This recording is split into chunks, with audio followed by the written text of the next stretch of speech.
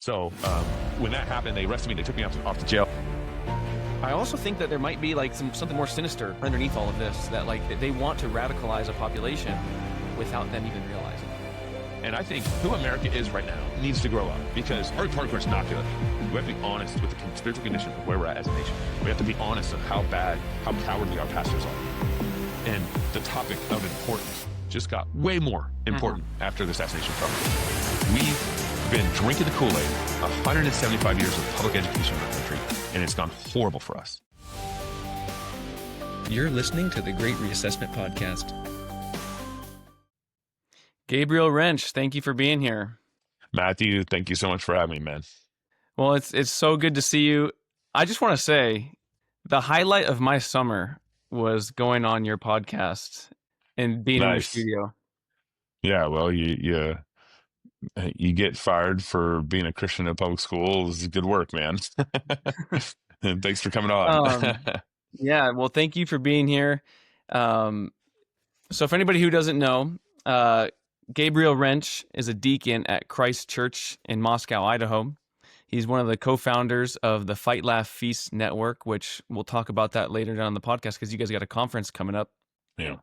And you're one of the hosts of the Cross Politic TV show, which is what we were just talking about. And yeah, so quite the resume here. And, you know, when I met you, I didn't know your whole backstory until I started preparing for this podcast a little bit, but I want to get into that a little bit. Yeah. But before we begin, it's been exactly 1 week since Charlie Kirk was assassinated, and I just want to hear you speak. Like, what are your thoughts, and what are you feeling about that right now? Yeah, I think like most of our demographic, you know, his assassination hit so close to home. Because he wasn't president of the United States, he wasn't a billionaire like Elon Musk. I mean, his status in a lot of ways was representing the average guy. And so, I mean, yeah, I was still talking about it with my daughter this morning. It's been a week. So I think it has affected so many people because in a lot of ways, everyone felt like, well, Charlie is us. You know, he just wanted to dialogue. He wanted to have a real conversation. He wanted to have real debate. And he got assassinated for having a real debate. The other thing that as Christians and how we should be processing this is, you know, when school shootings have happened in the past, a conservative would tweet out, hey, we need to be praying for all involved, that kind of thing. And then a Democrat would come in and say, we need to stop praying and take action. You know, forget your stupid prayers. We need to take action. And this is a moment, again, where we need to double down on praying to God. We need to, of course, we need to take action. That's why you pray. You pray so you can take action. You ask God for wisdom, understanding, you know, on how to handle the current challenges. So, and then I'd say that related to that, like God is sovereign over everything. And for whatever reason, one thing we do know, because God's sovereign, that he works all things to good to those who love him. And so we know we might not be able to see it all. Our emotions might not be able to recognize it all. But Charlie lived to die. You know, all Christians live to go to be with Jesus. And so Charlie didn't end up in a position that he didn't want to be in. He ended up in the exact position that he wanted to be in, and his Lord and Savior wanted him to be in. But God works all things to good. One of the crazy things that's happening, first of all, I mean, the gospel has been proclaimed from the White House Twitter account to Fox TV, how many times, to how many millions of people in the last week, to how many vigils in the last week. I mean, it's incredible. And then secondly, you know, and that's how I would love to die, is like, okay, people are like, praise God, gospel preaching, you know, kind of result.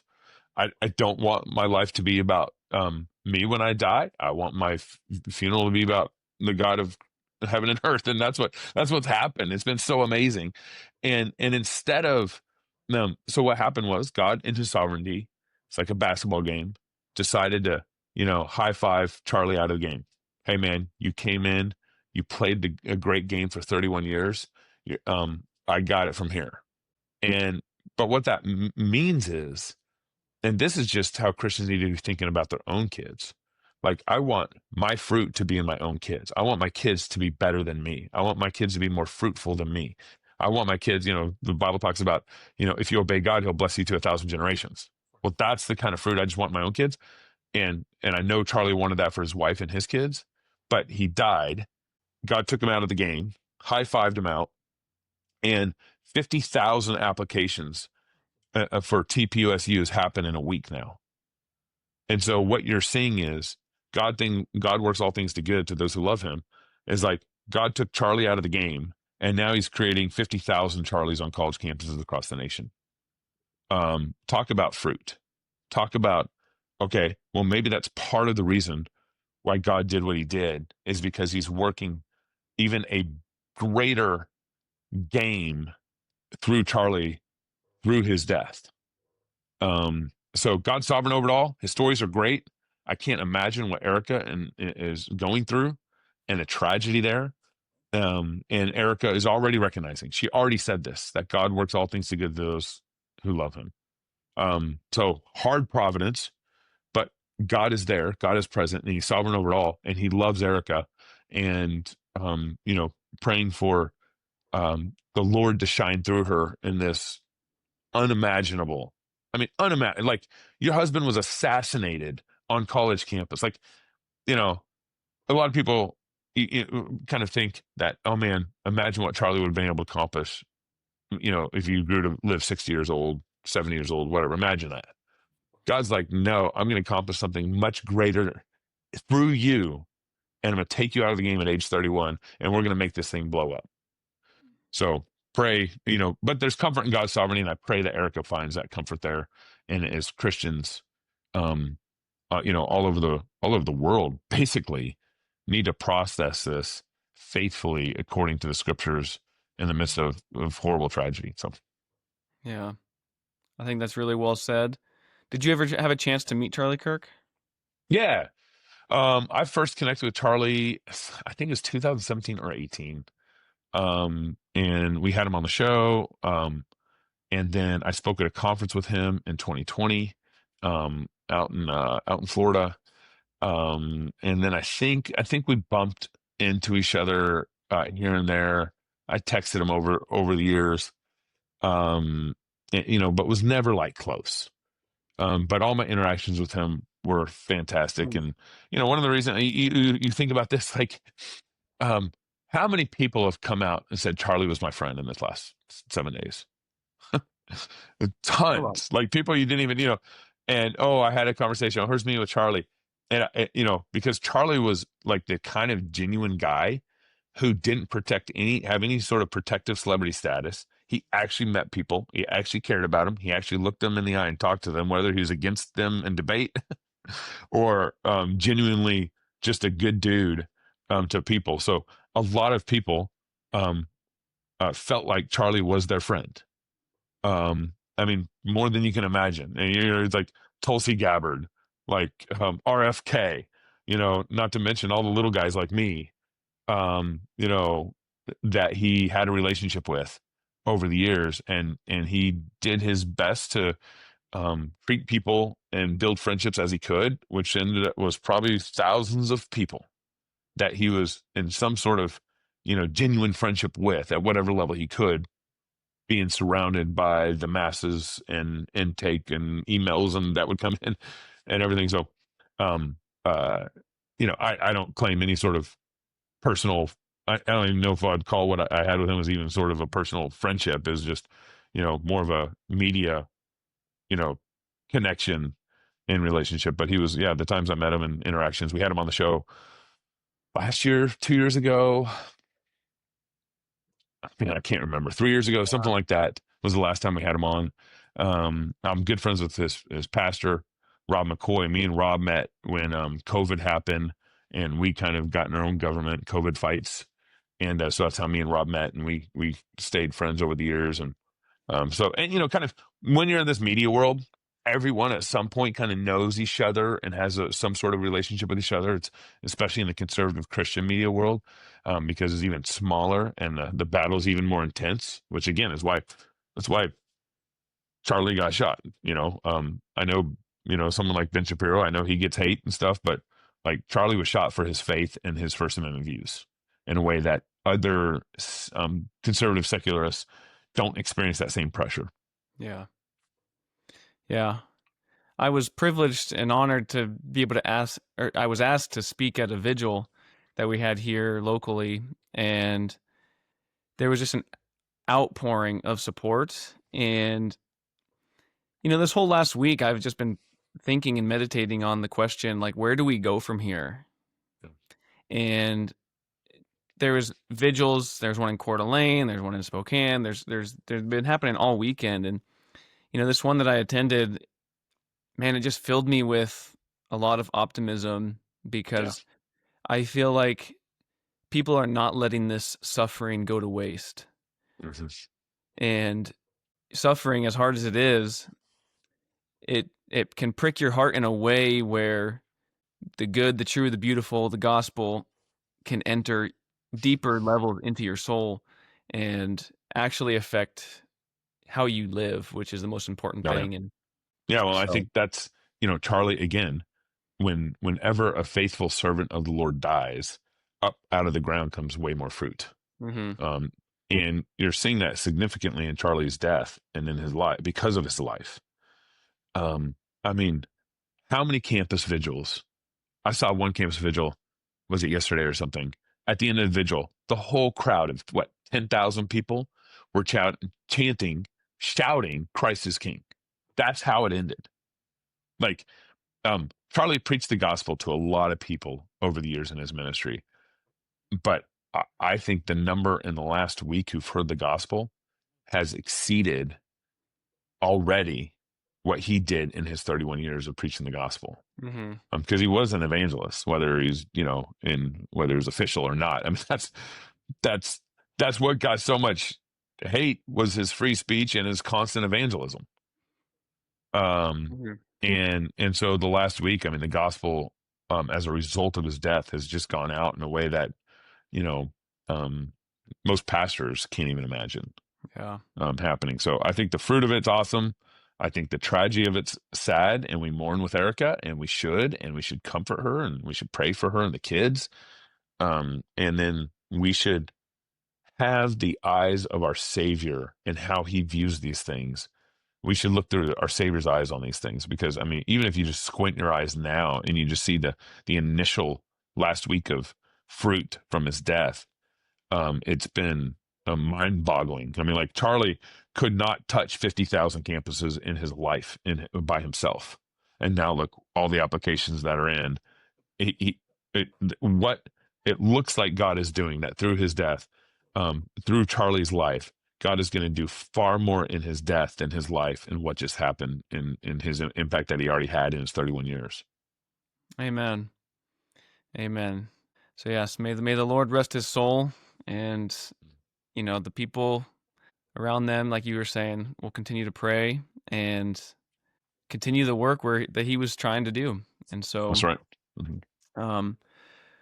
And that's certainly, part of what you guys do with Cross Politic and the Fight, Laugh, Feast Network is, you guys preach the gospel. You guys do a lot of the same things that Charlie was trying to do. Obviously, it's more just kept within the realm of the church.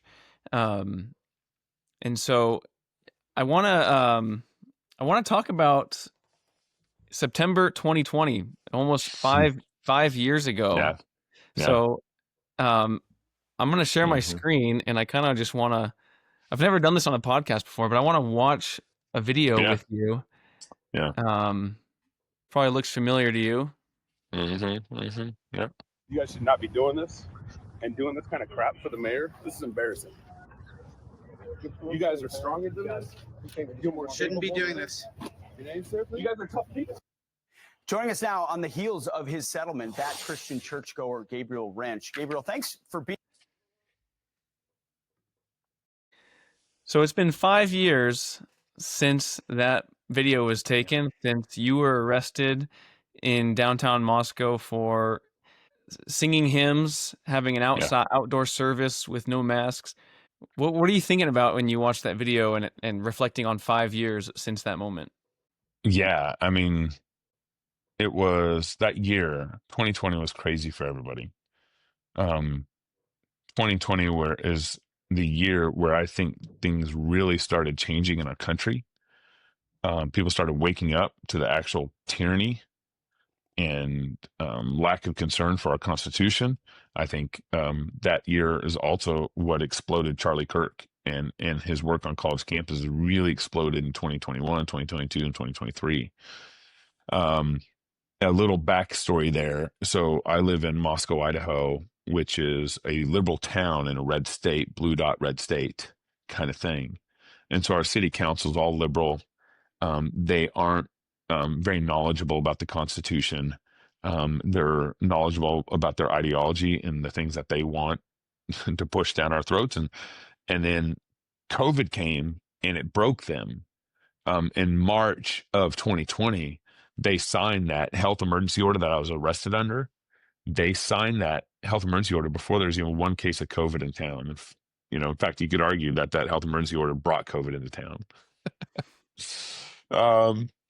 So that happened. I mean, it's crazy. Before one case of COVID, they're like, let's shut all the businesses down. Let's require everyone to mask, and then you could stand 6 feet apart where you can't mask outside. So the health emergency order wasn't like an inside emergency order, it's outside too. Like outside, you're walking down the sidewalk, you got to stand 6 feet apart where if you aren't wearing a mask. And they had cops walking up and down town patrolling them with clipboards. It was so dumb. So and our officers, go ahead. How did the interaction, what happened before the video started rolling? Because you're not the only one who's not wearing a mask. I mean, it looks like there's a few hundred people. I think Douglas Wilson was right there. Yeah. Why did they pick you out as the sheep to be led to the slaughter? Well, and so we had done these psalm sing protests since when COVID started, about once a month, because every 30 days they'd renew the health emergency order, so we'd go do another psalm sing. So we'd done that. So this wasn't our first psalm sing. And Black Lives Matter came through town in June and July, and they wouldn't stand 6 feet apart, and half of them wouldn't wear a mask, stuff like that. But it was the threat of Christians attacking what they thought was their authority. They thought they had the authority, basically, a little petty tyrannical mayor and city council thought they had the authority to kind of upend the Constitution and suspend the Constitution through their health emergency order. And so we would just protest and do psalm sings every month. It was like a 20-minute psalm sing and we'd leave. And that was in downtown. But since our city council kept doing this, we went to City Hall parking lot, which is where you see everything happen. And when I arrived there, they literally paid city staff to spray paint polka dot circles 6 feet apart so they could objectively see that you'll see the video, you'll barely see, but you'll see on the pavement, there's all these circles in the parking lot that were 6 feet apart. And because they were basically framing us, they were basically saying, hey, look, you weren't standing 6 feet apart and you weren't wearing a mask, so we can obviously arrest you if you. So what had happened was they told Pastor Wilson, hey, we're going to write tickets if people aren't obeying the health emergency order. And so Doug turns around and relays that to the audience. The reason why Doug didn't get arrested, for one, is they would never arrest Doug in that moment. But he was also helping lead the singing. So I think he was 6 feet apart from the crowd so everyone could see him and help lead the music, kind of thing. So, but what had happened is I think basically I was the closest they were standing behind us against the city hall wall, like a bunch of soldiers, mindless soldiers. And they had walked up to my mom first, because I think basically we were kind of the closest on the edge kind of thing. And it was obvious that they were just cowards from the jump. They, went to my mom first and tried to talk to her. And then she just said, I'm with my son. And so, family transmission between family members wasn't a concern for politicians.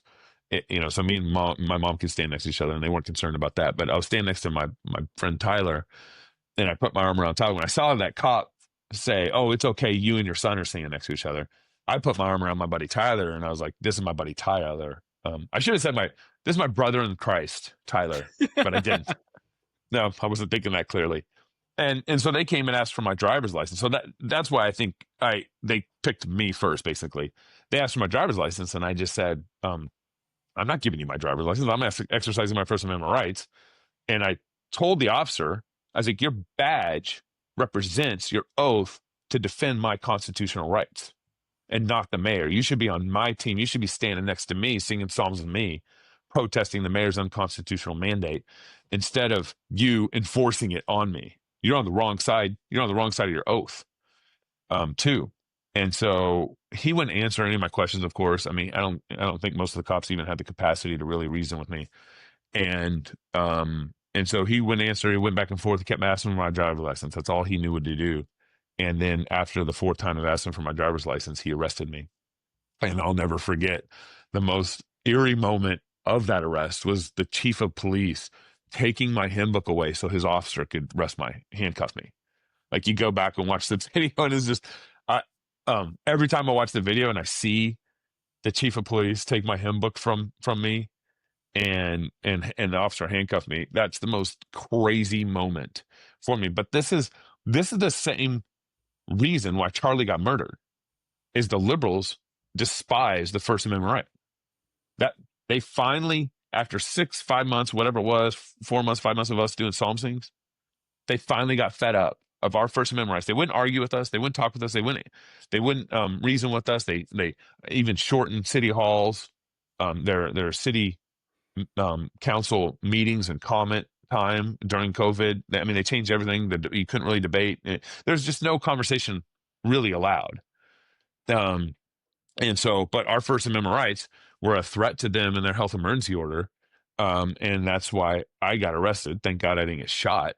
But it's been, that the same reason behind Charlie Kirk's assassination is the same reason behind my arrest over COVID, over not standing 6 feet apart, over not wearing a mask, and the fact that they wouldn't have a conversation with us. I invited them. I said, let's do a city debate. Let's do a Zoom debate. I was like, whatever you guys want to do, let's debate this. And they wouldn't do it. One city council member would answer my emails and debate me behind the scenes. But even then, like, she was just all bought into the CDC. That's all she could. She couldn't reason for herself. She had to, use the CDC as her argument, which was a horrible argument. So when that happened, they arrested me. They took me off to jail. And funny thing, they couldn't find the keys to the cop car that was supposed to drive me off. So I stayed there for like 5 minutes while they're trying to find which officer had the keys. Which is funny. My brother comes up, starts rebuking him. My pastor Toby, comes up and starts rebuking him. And it was a really kind of glorious moment. They put me in jail. They took me off to the county jail. And I got to the county jail, and the sheriff was like, get this guy out of my cell. And like, he worked with the district attorney or whoever, and he said, no bond. He's not paying any bond. Like, get him out. And so I think the sheriff was kind of pissed on how the Moscow PD arrested me. The deputies and sheriff didn't, because they were totally against this thing. So I got out of jail about 3 hours later. They booked me. They took my fingerprints. They treated me like a criminal. And as I'm getting out of jail, this is one of the craziest moments. As I'm getting out of jail, and they're pushing me out the back door. They wouldn't let me go out the front of the jail cell, so they pushed me out the back door. As I'm getting out, I'm walking down the hall, and there's a door open, and there's two officers in the room, not wearing a mask and not standing 6 feet apart. And I told my officer that was escorting me out, I said, hey, you need to arrest them. I just got put in jail for doing what they're doing right now. You need to arrest them. Super awkward. They're all fumbling and like, hey, just leave, just go out the back door. And it was real awkward. So I get out of jail, and my host knocks. He says, hey, we got to go in the studio. We got to go live right now. So we immediately did a live show on what had happened, and it went viral, went all over the place. I mean, it was an hour and 20-minute live show, just breaking down the arrest, what happened, breaking down the tragedy of what just happened in our town. And keep in mind, thank God for social media, even though we really fought with YouTube during that year. But keep in mind, we had no voice. Our city council was no voice to us. Our city council was not representing us. We had no voice in politics. We had no voice in our town. The city council just kept doing what they wanted to do. And so we ended up getting our voice out, obviously, through our show. Our show already had a big following, but our voice became social media. Our voice became America. And so the video that you've shown, obviously I ended up on Fox and Friends with Pete Hegseth. I became friends with Pete after that. I ended up on Laura Ingraham. I ended up on all sorts of shows. I was like, 2 days of all day interviews back to back, and then following interviews the following weeks from it. When my video went viral, I ended up later suing the city, so I got all their emails and everything from what had happened. When my video went viral, the city council was like, "Oh gosh, this is a PR problem. Just try to weather the storm." That's what they were emailing each other about. Try to weather the storm, that kind of thing. And then, so my video first goes viral, and then like 4 days later, I think President Trump retweeted it, and it was like, Media Blitz 2.0 went all over the place. And then you see the emails from the city council being like, "Oh my goodness, wave 2 here, guys, weather the storm." There's like, this is horrible. And you just see like the frustration in the emails of the PR problem that they caused for our city and the embarrassment they caused our city and our cops. Did Trump retweet like a Pete Hegseth tweet? Did he retweet like a Fox and Friends tweet, or was it like a Cross Politic tweet? Like what did he retweet? So this guy who later became a friend, Cliff Maloney, Cliff Maloney is one of Trump's operatives and helped him win Pennsylvania, and he's just a groundswell guy. Fantastic work in the political sphere. He retweeted it and said, "Hey, look," or he put the video on his Twitter account and said, "Hey, look, they're arresting Christians." And then Trump retweeted it and then commented something like, "Look at the Democrats arresting Christians," something like that. I forget the full thing. So he retweeted Cliff, and later I was having a phone call with Cliff, like last year, I think it was last year. Didn't know Cliff. My buddy introduced me to Cliff, and I was having a phone call, and I was just kind of telling him my story, and I was like, "This is kind of my my resume or some things that's happened and some of the battles I've fought." And I was telling him, and I said, and then Trump retweeted my arrest, and he said, did Trump retweet your arrest, or did he retweet someone? Did he retweet someone who tweeted out your arrest? And I started thinking about it. I was like, "Oh yeah, no, he retweeted someone," and I was like, "I think his name's Cliff." And then I was like, "Oh my gosh, you're Cliff." And we had this huge laugh over the fact that he ended up being the guy retweeting me. I didn't know. He didn't know me in the beginning until I told the story, and he knew, of course, who I was. And then the way I told the story, I was like, no one mentions the guy who tweets the arrest. Everyone mentions Trump, who retweeted the arrest. And so we had a big laugh over that. So that sounds like, I mean, it's just one of those bookmarks in your life now that, like, I don't know. Do you find that experience just rests as a backdrop memory? Like it shapes you as a person now? Like it's just in the backdrop of your mind? Like, how did that shape you as a person? Yeah, I mean, I think, first of all, it's kind of a funny thing because I don't, obviously it impacts you. Obviously it also puts you in a different lane because people know me as the guy who got arrested during COVID, or, people know my story. And so, and at some point I'm going to grow up and everyone's going to forget about it. I was like, I had a big year. I had 15 minutes of fame that year for sure. And you want to take everything that God gives you and turn a profit on it as best you can. Matthew 25. And so you want to do your best to be faithful in that moment and handle it as best you can. And so that year was very intense. I'm still, so yeah, I mean, it affects you. And I'd say the biggest impact that it had on me was like, it became so clear to me that the liberals will not talk to you. If they're in control, they won't talk to you and they will arrest you. They really are a power play. That's what the liberals are. They aren't principled. They don't really believe in our Constitution. And they won't have a conversation with you. They'll only arrest you. You're disobeying our health emergency order. Screw the Constitution. We don't care about that. You disobeyed our health emergency order. We're going to arrest you. So it kind of woke me up to the severity and already initial violence that that I knew the liberals would resort to when they were losing arguments.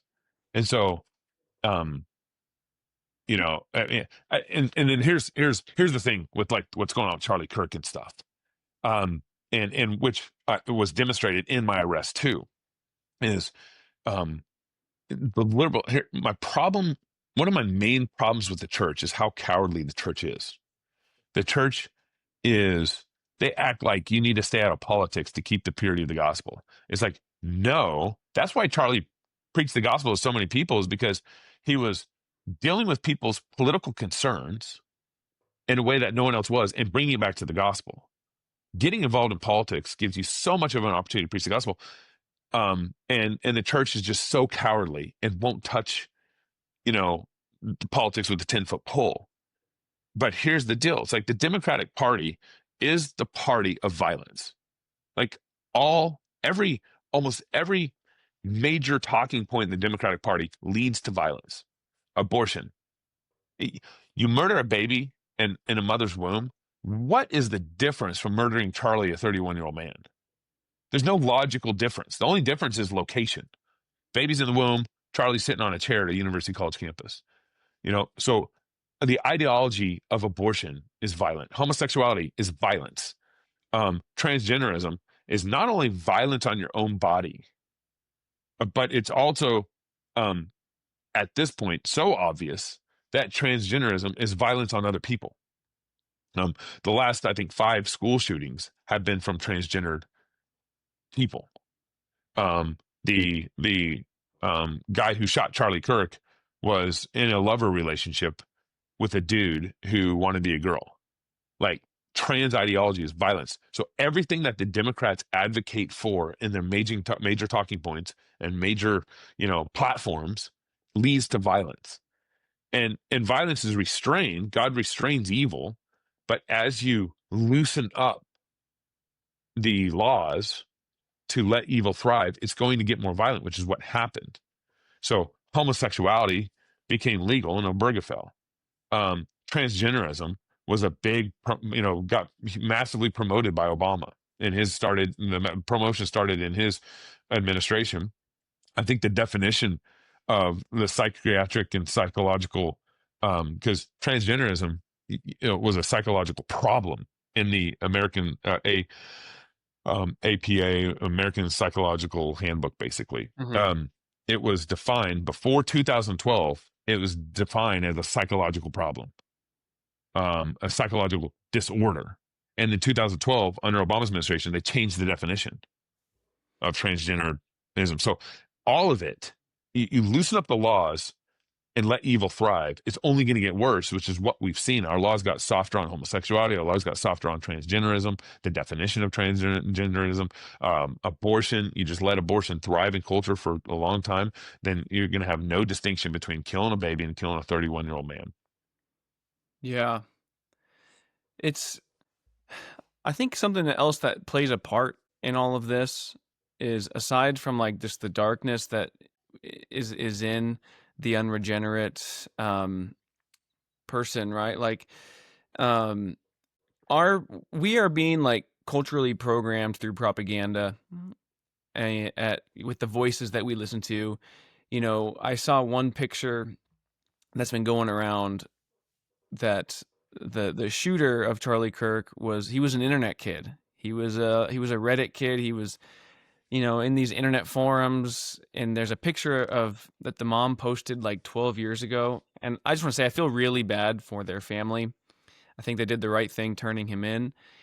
But I can't imagine how hard it must be. But like, parents allowing their children at like age 10, 11, 12 to just have unrestricted internet use without any supervision, and having all of their incorrect thoughts validated by strangers on the internet. Like, and on top of that, you have national prominent voices who, right or left, saying these are the enemy, the enemy, the enemy. You hear Kamala Harris using language like that, Ilhan Omar, AOC, and saying enemy, enemy, enemy. And then we're surprised when somebody in the real world actually engages with them militaristically, Like an enemy. like an enemy.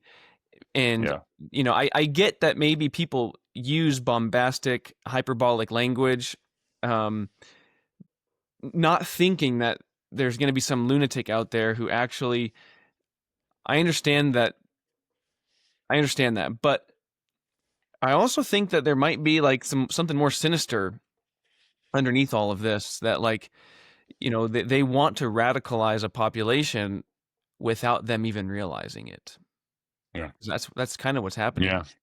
Well, and I mean, ultimately, at the bottom of this is, are you lying or are you telling truth? Are you making truth claims or are you lying? Mm. They were lying about Charlie Kirk. The issue there, I have a problem with the rhetoric. But my problem with the rhetoric is that you're lying. And your worldview is leads towards violence. And so my issue is that they lied about Charlie Kirk being a racist. They lied about Charlie Kirk being a misogynist. They lied about Charlie Kirk being all these things. And that is the lies that led to violence. Yeah. I have no problem naming, and this goes back to the truth of also of your ideology. I have no problem naming someone an enemy of the gospel. I have no problem naming someone an enemy of America. I think Democratic Party's traitor. They're a bunch of traitors. They paid for Russiagate. They funded Russiagate, which is one big lie about Trump. They stole the election in 2020. They tried to assassinate Trump twice, and now Charlie Kirk successfully. You're a traitor. You're a treasonous traitor, and I think that is. And at what point do we start labeling them terrorists? Like Dearborn, Michigan is full of a bunch of terrorist Muslims. Do we need to wait for the Democratic Party to full on go Hamas here in America? They're close to it. They're already supporting Palestine's violence on our university campuses. At what point do we adjust the label of the Democratic Party into full on terrorists? I'm not there yet, but I'm like, okay, you tried to assassinate Trump. You successfully assassinated Charlie Kirk. You stole the election in 2020 with a half dead president. A guy, campaigning out of his basement. Like that whole lie that Biden successfully won the presidency in an honest way is treasonous. And so I can label them treasonous, but I have a biblical worldview knowing that even if I label them as a treasonous party now, I know that God takes vengeance. We don't pull out guns and shoot. We don't take vengeance. So are what you saying is true about the person, and are what you saying is founded on biblical truthful ideology? Because if you're saying a lie, on top of you have a violent ideology, well, you're going to get what happened to Charlie Kirk. That's what the Democrats promote. The Democrats are the party of violence. And I can't tell you how many people in this last week think that the Republican Party is the party of violence. Okay, well, name the last person the Republican Party assassinated. Name the last president the Republican Party I'm shot not at. sure. I know a lot of people are calling out the contradiction that where people are mourning the death of Charlie Kirk, but they're not mourning the death of, I think it's a state representative out of Minnesota. In Minnesota. So I got to comment on that real quick to interrupt you.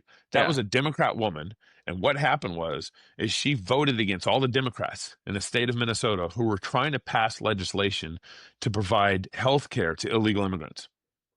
She voted with the Republicans on that, voted against it. A Democrat who worked for Tim Walz's administration shot her.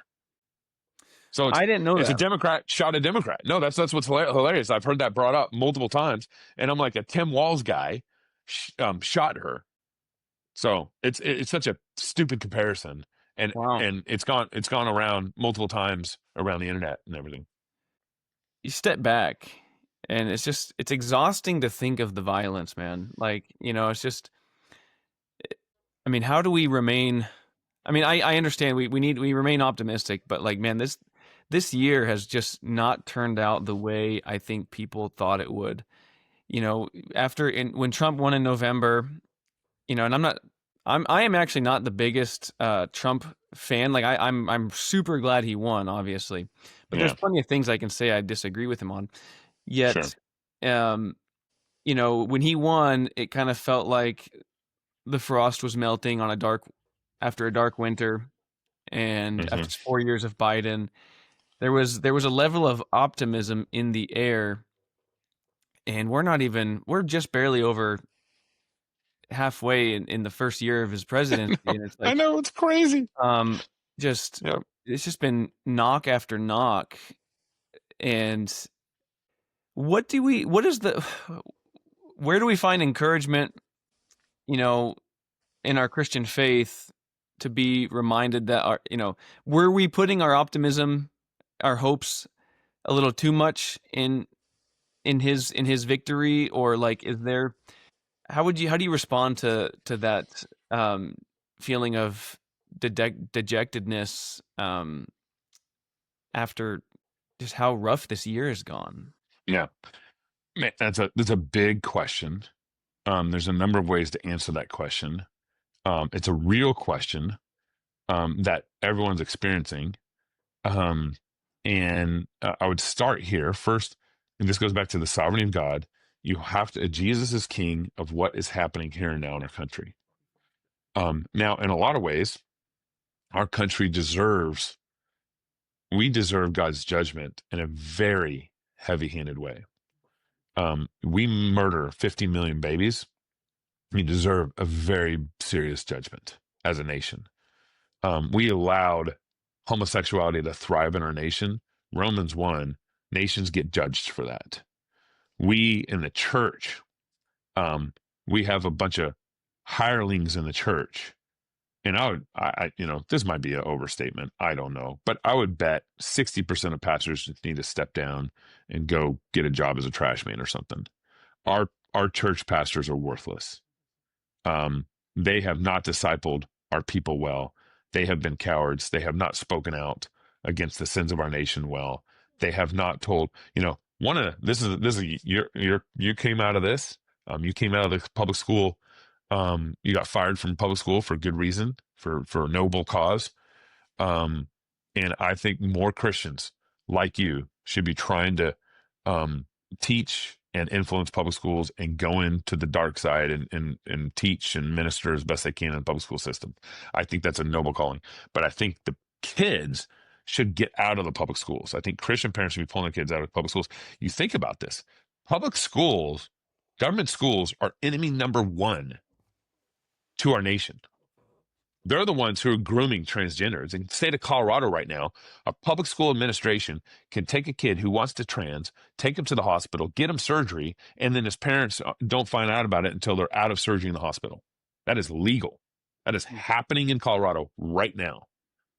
How many public educators in the last week have been fired for celebrating Charlie Kirk's assassination? A lot. I mean, the state and condition of our public school system is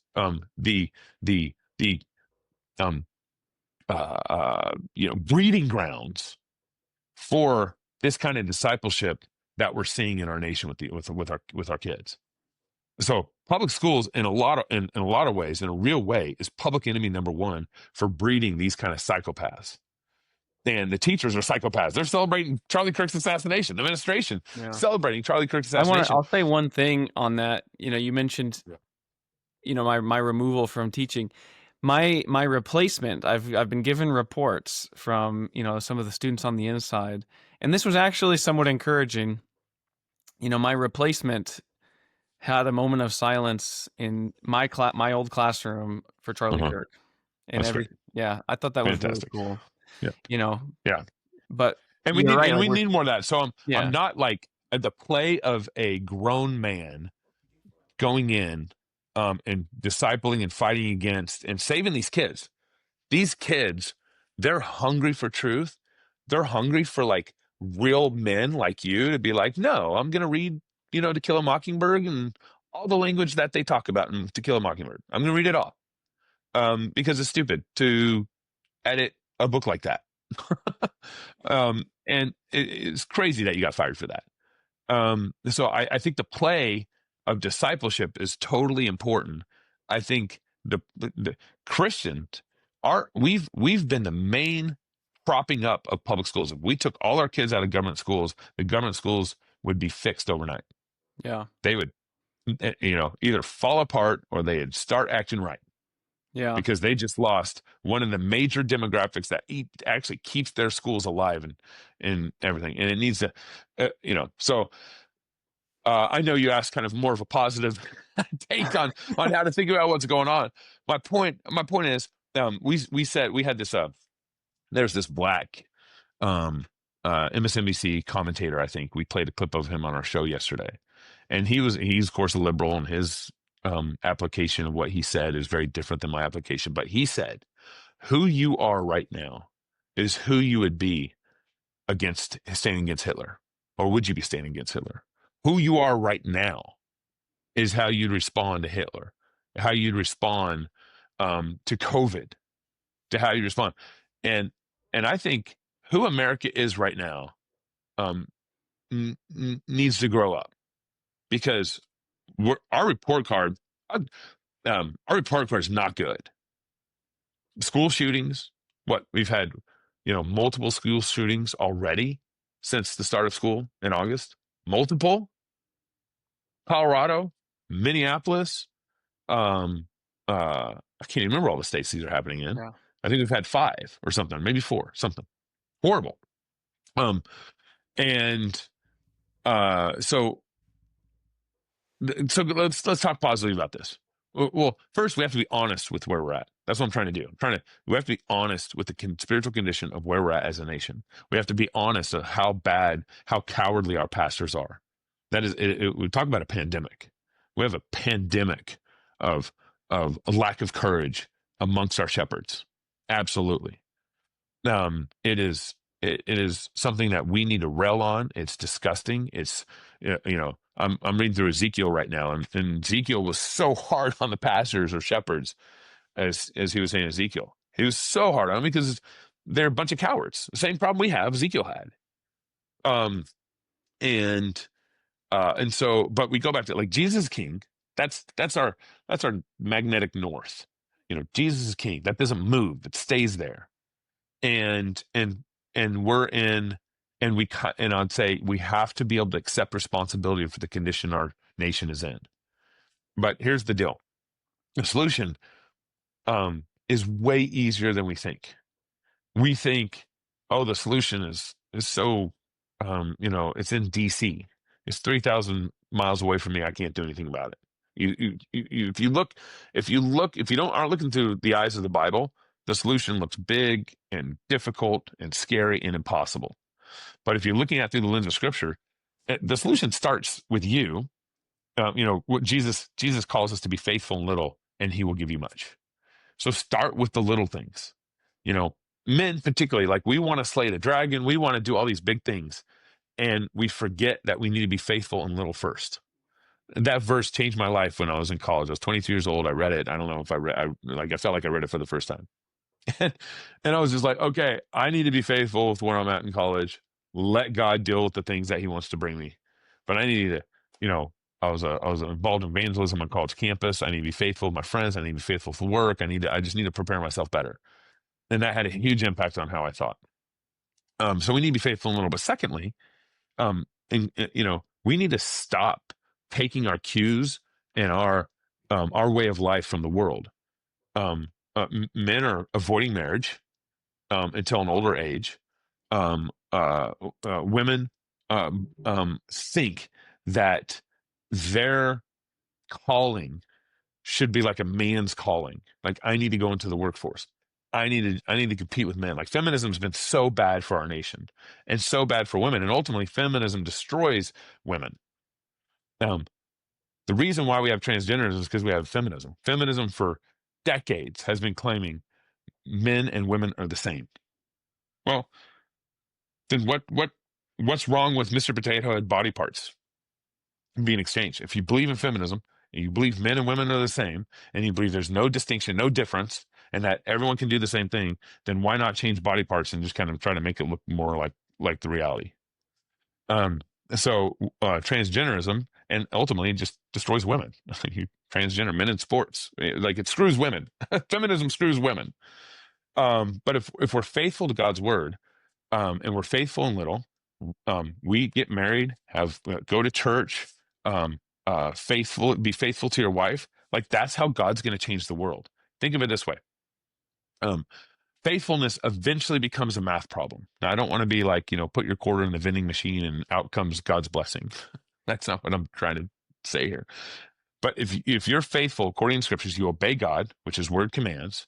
And let's say you just have 4 kids, like, 3 kids, like above the 2.2 or 1.8 that's happening right now. Yeah.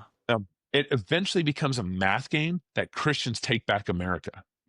I live in a small town of Moscow, Idaho. We have 20,000 residents here in our town, and my church makes up 10% of the town now. How did we get to 10%? Well, we have babies, the liberals don't. We love our babies, the liberals kill their babies. Our kids grow up and want to stay with the family, want to hang out with the family, want to stay in town. Their kids grow up and go to college somewhere else because it's not cool to be in town with your parents. Go to college in the same town as your parents. Like just the faithfulness that God blesses you with eventually becomes a math problem, and Christians will take back our country just through the math problem. But what we've been doing is we've been propping up their math problem.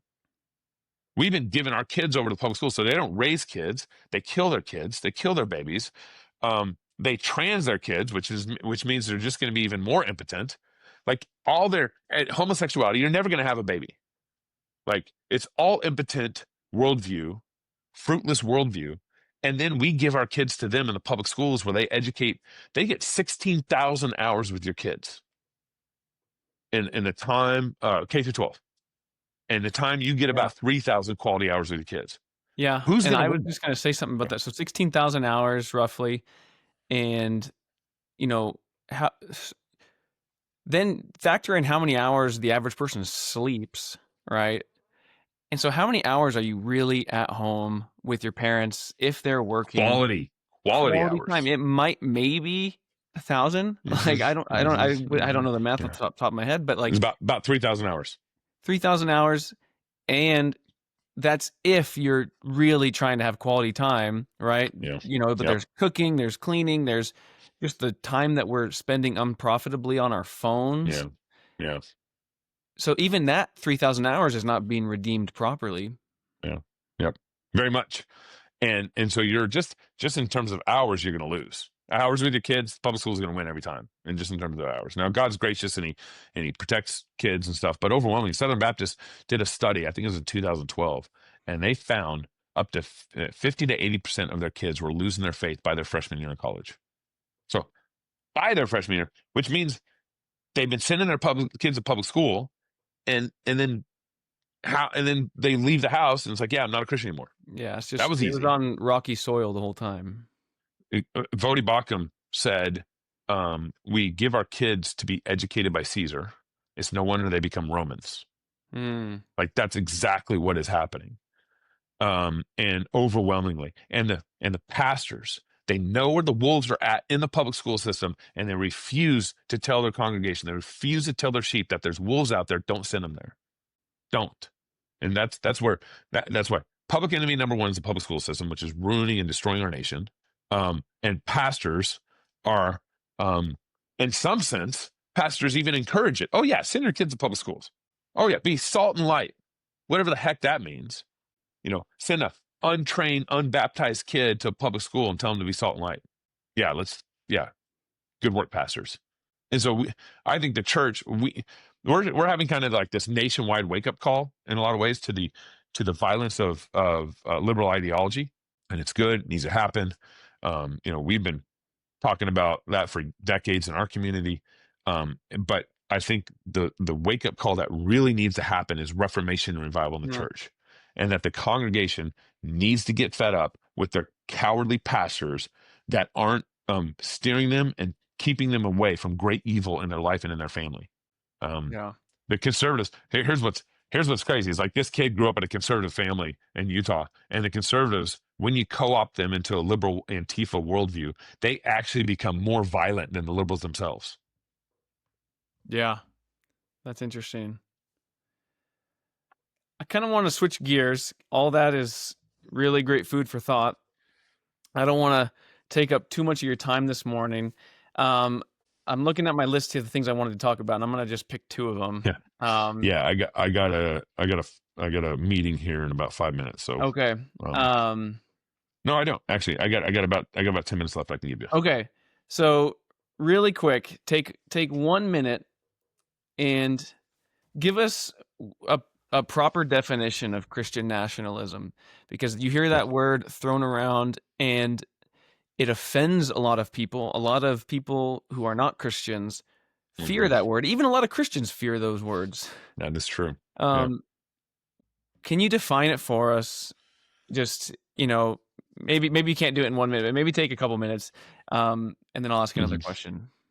I like actually how my Pastor Doug, defined it. It's like, I love my country, I love my God, so I'm a Christian nationalist.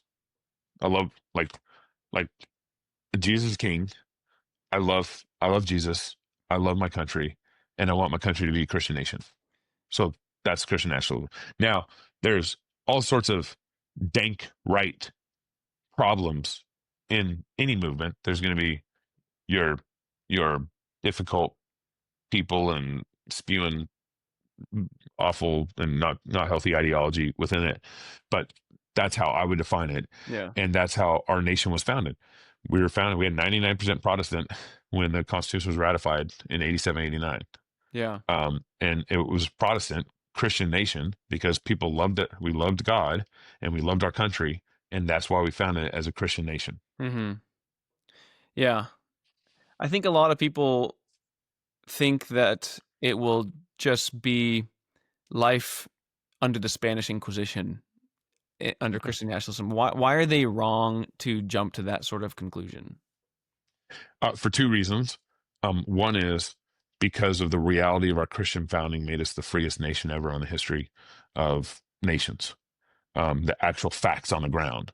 Our Christian nation began as a Christian nation, and it created and spurred on the most economically rich and politically freest nation in the history of nations. So the reality, you can't argue against that.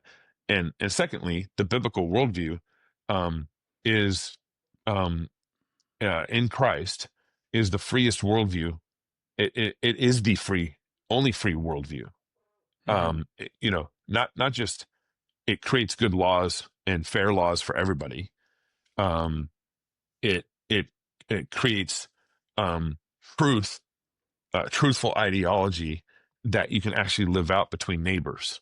It creates a healthy ground game, and it creates a healthy political game. There's a lot more to that answer.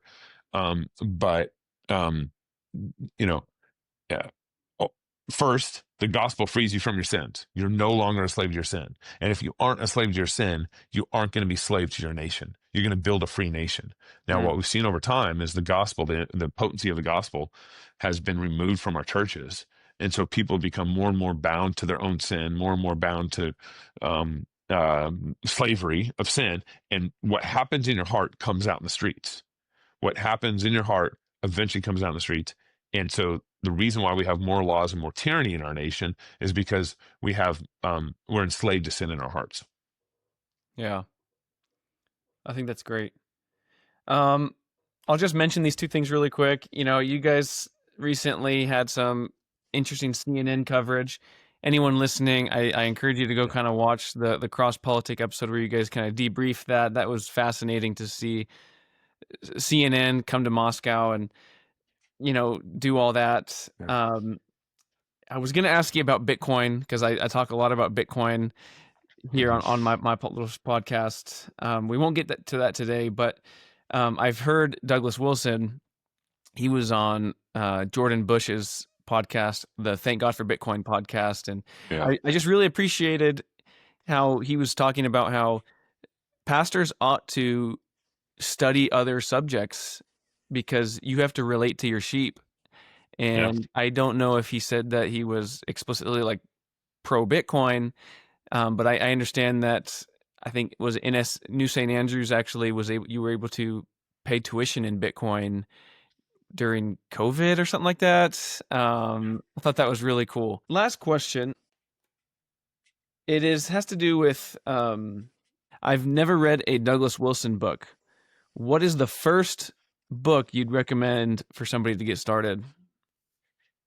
Man, I guess it depends on who you are and where your interests at. But I'd maybe say some of my favorite books. Maybe I'll start there and answer that question that way. His book on Mere Christendom, which is his defense of Christian nationalism, Mere Christendom. I see that you got that behind you right there, Mere Christendom. There you go. For me as a husband, federal husband, has been very impactful. I'm raising boys and girls, so Doug's got a book on future men called Future Men: How to Raise Boys in a Godly Christian. The Fruit of Our Hands, Nancy Wilson for daughters. But some ones that might not be as popular, but I think should be. One is Productivity. It's a great book. Now, it's to me, it's a great book for leaders.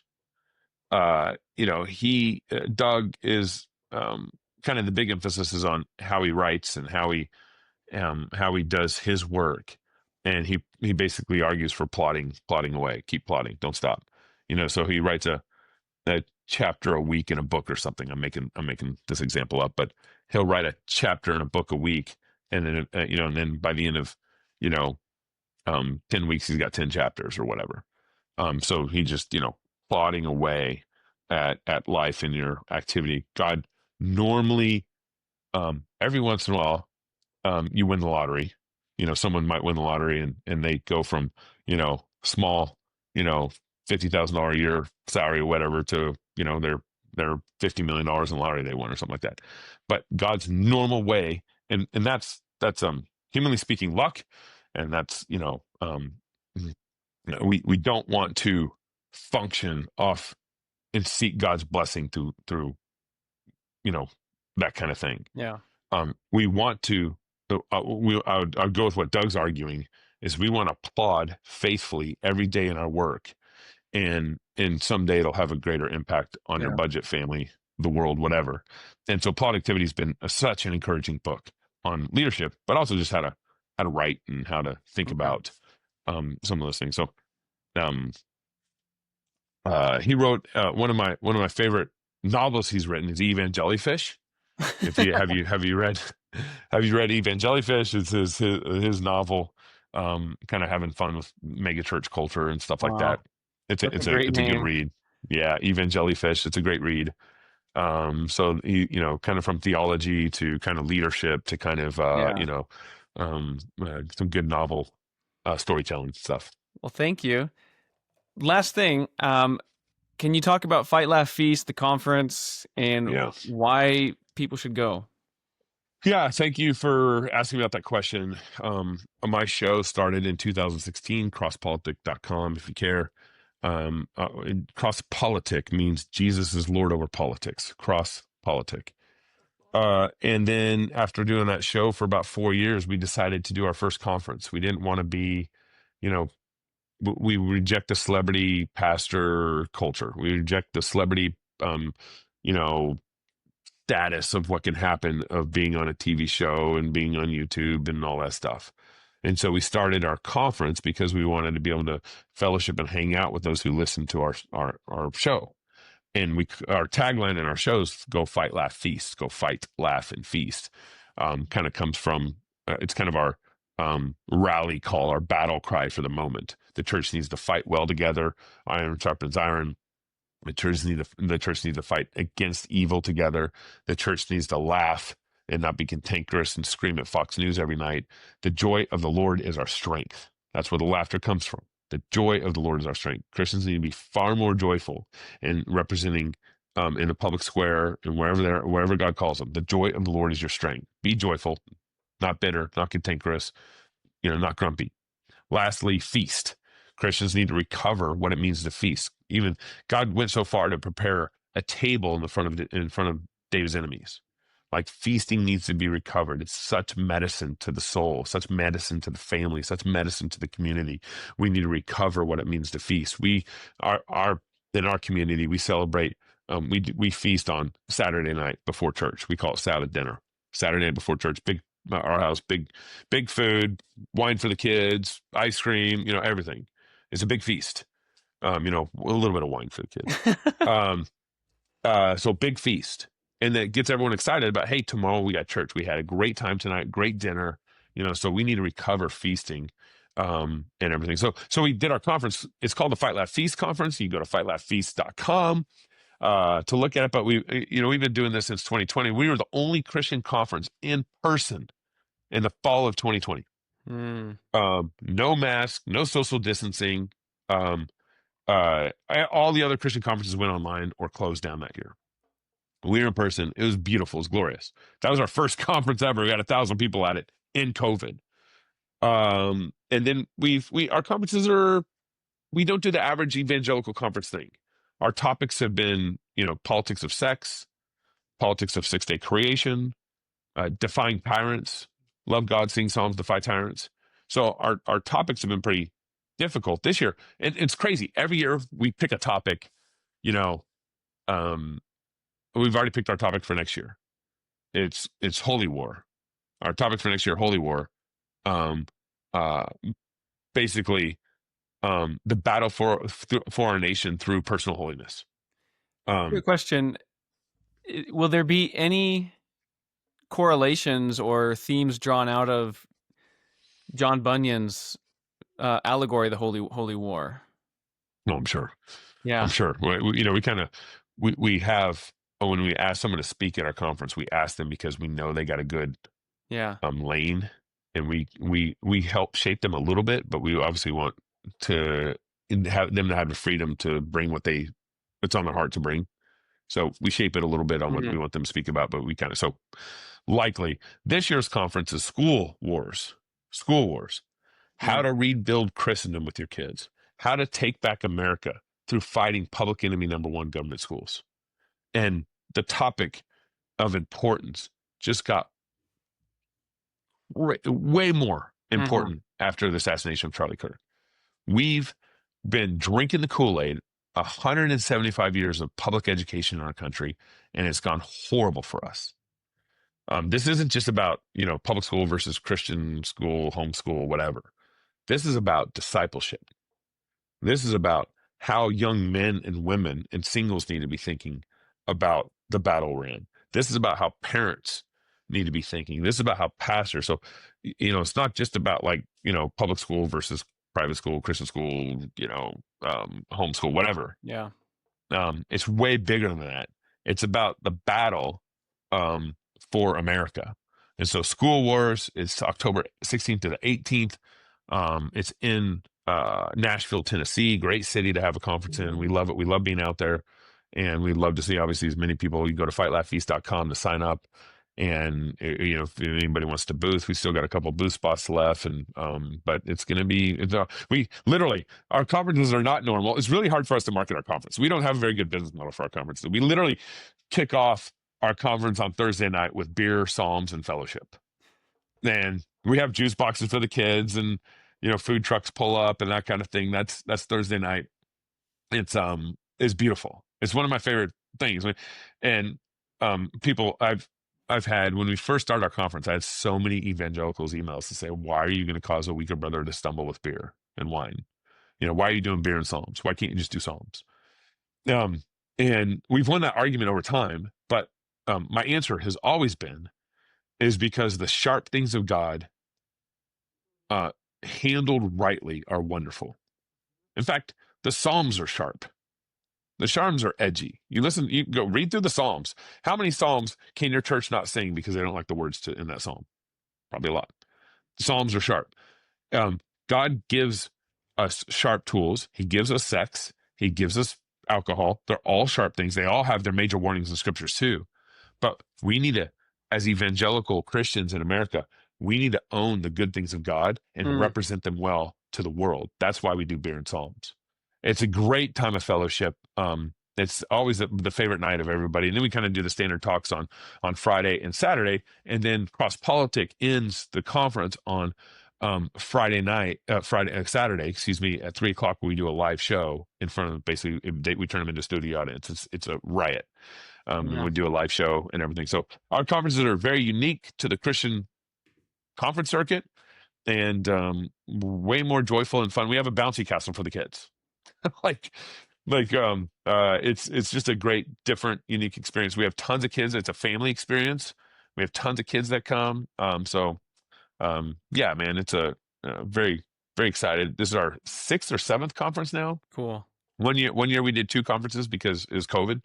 2020 and 2021, we did 2 conferences 6 months apart because of the moment it was needed. And then we do one a year in the fall, September, October, every year and everything. And God's blessed it. I mean, we got involved in this topic when it was so taboo, talking about faith and politics.